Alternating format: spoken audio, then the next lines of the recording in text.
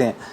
اہل تشیع کون ہیں؟ یہ آپ جب ماتم کرتے ہیں تو اہل تشیع وہ ہیں جنہوں نے امام علیہ السلام کو قتل کیا اور اب اپنی غلطی کی پر ماتم کر رہے ہیں، اپنا ایک طرح مقافات عمل کا شکار ہیں، اللہ تعالیٰ نے قیامت تک ان کو رونے پیٹنے پر لگا دیا ہے۔ یہ بات کیا ہے؟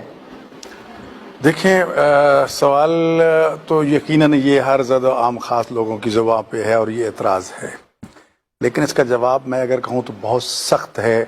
مجھے بڑے احترام کے ساتھ ان چیزوں کو پیش کرنا ہوگا۔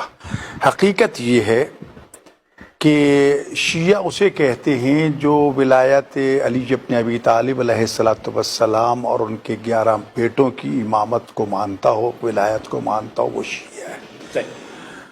اب ماننا اور عمل کرنا یہ لازم و ملزوم ہے۔ ایک آدمی دعویٰ کرتا اس پہ عمل نہیں کرتا تو اس کا مطلب یہ ہے کہ وہ جھوٹا دعویٰ ہے۔ ایک چیز تو یہ ہے۔ دوسری بات یہ ہے کہ ہم جب کربلا میں دیکھتے ہیں تو امام حسین علیہ السلام کے قتل میں سب سے آگے جو شخص کھڑا ہے عمر ابن سعد ابن ابی وقاص۔ ابی وقاص کون ہے؟ عشرہ مبشرہ کے اس صحابی کا بیٹا جو امام حسین علیہ السلام پہ سب سے پہلا تیر چلا رہا ہے۔ اب میں اس کو شیعہ کہوں گا؟ نہیں، میں وہی عرض کروں گا کہ اگر ہم شیعہ سنی کی اصطلاح سے نکلیں اور آئیں حسینی اور یزیدی کی اصطلاح میں تو ہمارے لیے بہت بات کرنا آسان ہو جائے گا۔ یہ سب سے بہتر پیغام، یہ بات آسان ہو جائے گی۔ رہ گیا معاملہ اسی طرح قاضی شریح، کوفہ کا سب سے بڑا قاضی تھا، حضرت عمر رضی اللہ تعالیٰ عنہ کے دور میں بطور ایک قاضی متعین ہوا، حضرت عثمان رضی اللہ تعالیٰ کے زمانے میں قاضی رہا، حضرت علی علیہ السلام کے زمانے میں وہی قاضی رہا۔ تینوں ادوار آ گئے جی۔ جب آیا ابن زیاد کا دور اور یہ 4 محرم جو گزری ہے، ابن زیاد نے کوفہ میں اعلان کیا کہ جاؤ جا کر امام حسین کو قتل کرو۔ انعام و اکرام لوگ کو جانے کو تیار نہیں تھا جی۔ اب اس میں ڈرایا گیا، دھمکایا گیا، اس نے لالچ دیا لیکن کام نہ بنا۔ اس نے جو سوچا جب تک حسین کے قتل کو کوئی شریعت کا بہانہ بنا کے اس کو شریعت کا مخالف اور باغی قرار نہیں دیا جائے گا، لوگ نہیں جائیں گے۔ قاضی شریح کو بلایا کہ میں کسی وقت قتل ہو سکتا ہوں، میرے پاس یہ مال دنیا ہے، بطور امانت پورے کوفہ میں تو اس سے بڑا مجھے کوئی امین نظر نہیں آیا، میں آپ کے پاس امانت رکھنا چاہتا ہوں، رکھ دو۔ اشرفیوں کا ڈھیر لگ گیا رات کو، تو ابن زیاد جو آیا اور اشرفیوں کے ڈھیر سے کھیلنا شروع کر دیتا ہے۔ قاضی شریح دیکھ رہا ہے، اس کی آنکھوں میں جب چمک آئی لالچ کی، قاضی سب کچھ تیرا ہو سکتا ہے، ایک کام کر دو، قتل حسین کا فتویٰ دے دو کہ وہ باغی ہے۔ اس نے کہا کوئی بات نہیں، لاؤ کاغذ، لکھ دیا کہ حسین نے خلیفہ بعد کے بغاوت کی ہے اور یہ باغی ہے اور باغی قتل واجب ہے، لہذا کوفہ والوں نکلو اور جا کر امام حسین کو قتل کرو۔ امام حسین کو نعوذ باللہ قتل کرنا عین شریعت عین اسلام کے مطابق ہے۔ کہا نہیں، اتنا کافی نہیں ہے، مسجد کوفہ کے محراب پہ جا کے اعلان کر دو، منبر پہ جا کے اعلان کر دو۔ جا کے اعلان کر دیا۔ ادھر لوگوں نے جب قاضی شریح کی زبان سے اور تحریر سے یہ فتویٰ لے لیا، یہ حکم لے لیا کہ قاضی نے، جج نے یہ فیصلہ دے دیا نعوذ باللہ من ذالک کہ امام حسین باغی ہے اور اس کا قتل واجب ہے، لوگ دھڑا دھڑ کوفہ سے نکلے۔ ادھر یہ کیا ہے؟ خاسرت دنیا والآخرہ۔ ابن زیاد نے کہا جاؤ جاؤ، تم کون ہو؟ نہ دنیا ملی نہ آخرت ملی۔ تو اس قسم کے قاضی شریح جیسے کردار آج بھی موجود ہیں۔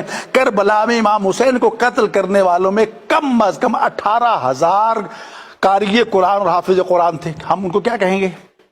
لالچ دنیا، دنیا کے چند روزہ۔ اور امام حسین نے بار بار یہ تعارف کروایا کہ میں رسول اللہ کا نواسا ہوں، پھر انداز بدلا میں علی ابن ابی طالب کا بیٹا ہوں، پھر انداز بدلا میں رسول کے بیٹی فاطمہ کا بیٹا ہوں، پھر کہا کہ میں نے تمہارا کیا قصور کیا ہے، مجھے آزادی دے دو، میں سیدھا یزید کے پاس چلا جاتا ہوں۔ حسین علیہ السلام جنگ نہیں کرنا چاہتے تھے۔ ادھر اسی عمر ابن سعد ابن ابی وقاص کو رائے کی حکمرانی کا پروانہ مل چکا تھا، آرڈر ملا نہیں پہلے امام حسین کا مسئلہ حل کرو پھر جاؤ گے۔